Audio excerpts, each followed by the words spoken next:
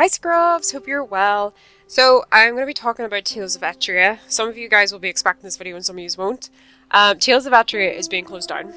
I didn't know this until a couple of you guys were commenting on my last video saying that they were closing down the game, and I thought they were just closing down the link between Howrse and Tales of Etria, but no, they're actually closing down Etria itself. So on their Facebook page on the 6th of June they said, "It is with a heavy heart that we have to announce that the Horse adventure is coming to an end. The game will shut down on August 7th, and there will be no more updates until then. In a few weeks the application will disappear from the stores and the gem purchases will be removed from the shop. To all our fans, thanks for being here and supporting us. We hope you enjoyed the game as much as we loved working on it. The Horse Adventure team." So the reasons they have given for closing it down is because they didn't reach their expected targets. They didn't get enough players, not enough in-app purchases, and it was costing too much to maintain the game. Now, I know a lot of people aren't happy about this, and I'm definitely one of them because I was one of the people who actually spent money on the game, and it's frustrated a lot of people. And I'm going to kind of talk about why I feel that the game failed to get the audience that I think that they had hoped for. And a lot of that comes down to pricing, and a lot of it does come back to pricing, even though it'll be different aspects of the game. It's at the same time it always seems to come back to pricing from what I can see. Now there is one slight benefit of the game being shut down. If you go to the store, you can buy everything for free. It's great. Doesn't matter where you go, you can buy everything for free. Horses, bonuses, and you can even get treasure. If you're wondering why I have so much money, it's because I literally just sat here and did that. You can't buy gems though anymore. The private sale is still there, but you can basically buy all the clothes and everything. Now, talking about pricing, one of the biggest mistakes I think they made in terms of pricing is whenever I looked at the pricing myself, I felt that the prices were just set at whatever they felt like. Okay, bays were less expensive, and then the rarer colors were more, were astronomically more expensive, I felt. And I didn't feel like that really made any sense. I mean, okay, rarer colors are maybe going to cost a bit more, but some of them were excessively more expensive.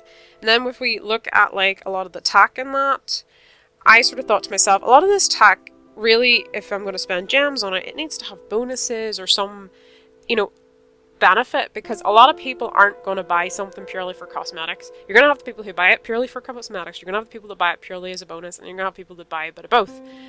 And really, I think they needed to price it more like that. Now, obviously, we could make the point that it was a business and they had costs, and therefore they put the prices to what they wanted to try and cover those costs, but I think they kind of overdid it. And I think the reason for this is because they relied too heavily on support from Horse players. And you see, the thing is, with a game like Horse has been played for a very long time, and it's been around for a very long time, and it's a very large number of players involved with it, players who have spent time and money and are going to be willing to continue to do that because they've already invested so much time in it. But with this, whenever I joined it, I thought, oh gosh, everything's quite expensive on this, and if I hadn't been doing a Let's Play on it, I probably wouldn't have bothered because, okay, there was divines you could add onto Horse and that, but it didn't really keep people playing, I think, for the game itself. I don't know how many of you felt that you did, but a lot of you did sort of say to me, oh, I just played it to get the Horse divines, and then as soon as I got them, I left. And that was the impression that I got. And the fact that the game's closing down kind of makes me think that's pretty accurate. Could be wrong. So, in terms of the way things were priced to me, I just felt that it would have been smarter to have had the prices a little bit lower, or to have some items that were more expensive that gave bonuses. And therefore, I think that more people would have been like, oh, maybe I will buy that, and like little purchases would have added up a little bit more. But because I felt like a lot of these purchases were either very forceful, which I'll sort of get into later, or going to be purely cosmetic, and some people just went, actually, no, I'm not going to do that, because by the time I kit out one horse, it's going to cost me this much, and I'm already having to train it, I'm having to do this, and I'm having to do that, everybody was throwing their money at training. I know I was, so I just didn't even really want to look so much at the cosmetics too much, and in the end, I felt that I had to buy money, gems in the game to progress. Now, partially that was because I was doing a Let's Play, so I had to work on the game enough to be able to produce videos, frequently enough to put up on YouTube.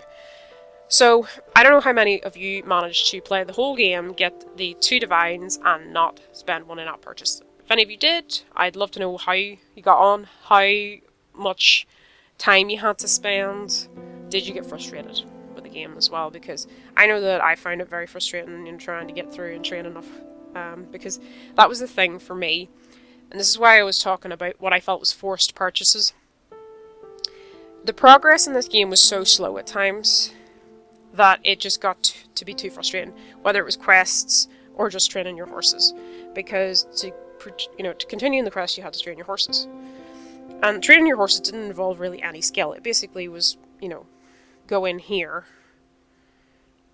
click on training, and then click select, then select the horse that you wanted to train. I'm just going to find one to train.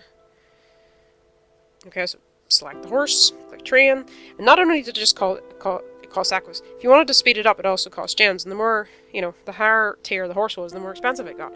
So there you've got like a double barrier. And then the third barrier is the fact that you can't do the next quest, to get the next set of money and that to continue the game. So that just got more irritating. So whenever you have all of these barriers to progressing through the game, that starts to add up. And then if you take, for example, there was quite a couple of quests, a couple of you said that you could not complete unless you used bonus items. I found the exact same thing. If I didn't use bonuses and some of the things against Alicia, I could not get anywhere. And even some of you who were using boosters couldn't get anywhere with some of the missions. That annoyed people, that frustrated people. And there's a certain amount of frustration with games that are difficult and challenging that I think people have a point. And I think for some people it crossed that, and there was times where I wanted to throw the phone. I just got so frustrated because it was like, these bonus items aren't helping. Quite often I found in this game, if you're running along, and I'm just going to go over here sort of to show you what I mean, the controls I didn't think were always that great, and the thing that I noticed, and I'm sure a lot of you did too, was, you could go to the edge, like, say on Star Stable, you just slide off the cliff, and if it was too high, you'd injure yourself. Whereas this, like, quite often, if you run into the edge of things, you get stuck, or you stop completely, or the horse catches something, it stops completely. And, it was just quite annoying, I found. And if we want to talk about the competitions that were available, right, so we've got these competitions. So if we go in, we can do some of these competitions and that, right? Okay, so there's a certain amount that it costs me to enter this competition. Now, if I manage to do well enough, then I can get so much money. So I enter that competition. Now, if I fail this competition, what really annoys me, and this is with whether it's the regular competitions on this, the little mini quests that you get, like chasing the buzzard, might have been an eagle, I'm not sure, and catching wild horses. If you fail that, then you have got to, basically, what is the word I'm looking for? You've basically got to either wait so many hours or a day to come back and try again, or you have to pay gems to continue. And I just sort of thought to myself, that is excessive, and I can't practice. There's no way to just, do it a couple of times and then do a proper one. I have to pay. I missed the shortcut there. That was not good. There we go. We got that shortcut, but not intentionally. So I think, like, that was another reason I think it sort of was quite annoying. I mean, I'm just going to fail this on purpose so I can show you what I mean. So we're going to sort of just slow down now and just not reach the end in time. So some of these aren't that bad, to do them. They're not that hard, but some of them are a little bit more difficult and quite frustrating. So we're going to make sure that we don't make it to the end. And this is like the same with all these types of competitions. So here you go. Got to wait a day and 12 hours basically, or pay that much in gems. And there's no way to just, practice that over and over again. Like, it kind of takes the fun out of it for me. So if you're, having a bad day and you feel a lot of competition, it starts to get very frustrating like that. There's no way to practice, a few times or whatever.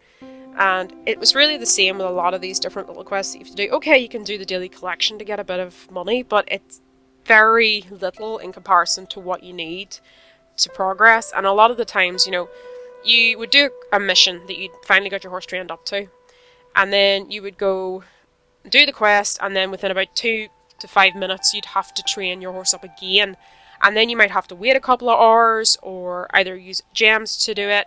There was no skill involved in doing that, and I think that really, for me, was a big point where it really fell flat, because progress was based on what was in your gems and in your aquas, not really in so much the skill. I mean, okay, there was times where I thought, maybe I do need to be a bit more skillful, I could be jumping these fences better, but when you can't actually get enough time to practice them, you know, I like to be able to sit and go over a course a few times, like on the likes of Star Stable. You can't do that in this, and I think that, to me, really wound me up. And the fact that a lot of the things just, I felt like with the story, you just had to have the bonus items to be able to get anywhere. So those would be some of my criticisms. Now, things that I think they could have done better. I think they should have been able to, you know, allow us to be able to do certain competitions a few times. You know, just let us to enjoy it and to kind of have a chance to sort of get better at certain things. Because for me, that would have opened up a different part of this game for me. Like, I think because I was obviously having to do it for a Let's Play, I didn't really get to enjoy the game as much. Maybe if I hadn't have needed to produce episodes as much. But, you know, there's other games that I play and I still enjoy, and this frustrated me more than anything else, which I don't think it should have. So I think really the barriers they put up for themselves was to do a lot. It really came back down to price, but it was the progress was so limited.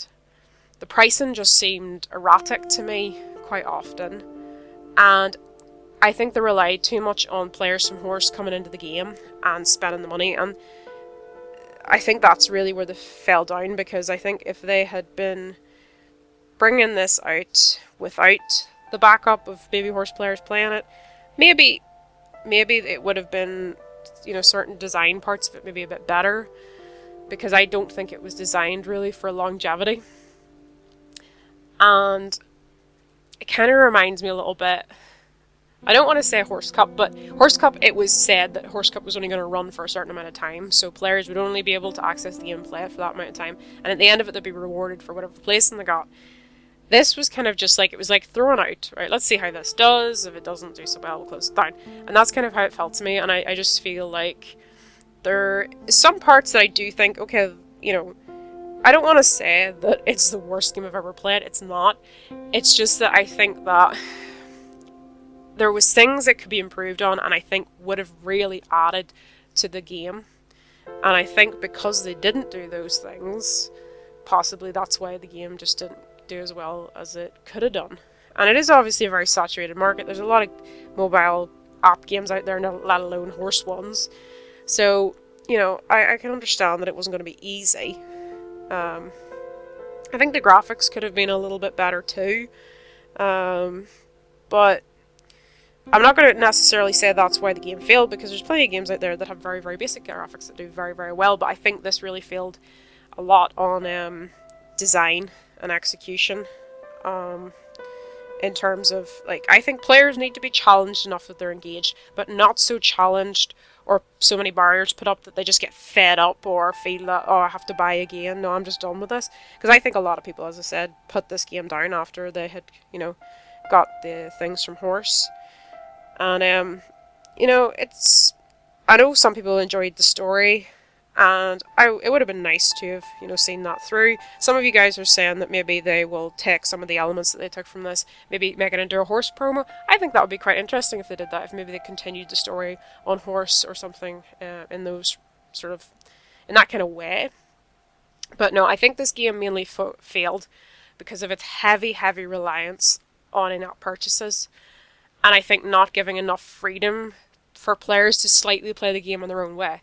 I think if you limit players too much in what they can do in a game, especially in regards to in-app purchases, you're setting yourself up to fail if you haven't got an established game already, because this was a new game. It needed to get enough players playing it to have them invested in the game that they were actually happy enough to invest in it, you know, in a monetary way, whereas I don't think they got that because they went in too high and people just went no.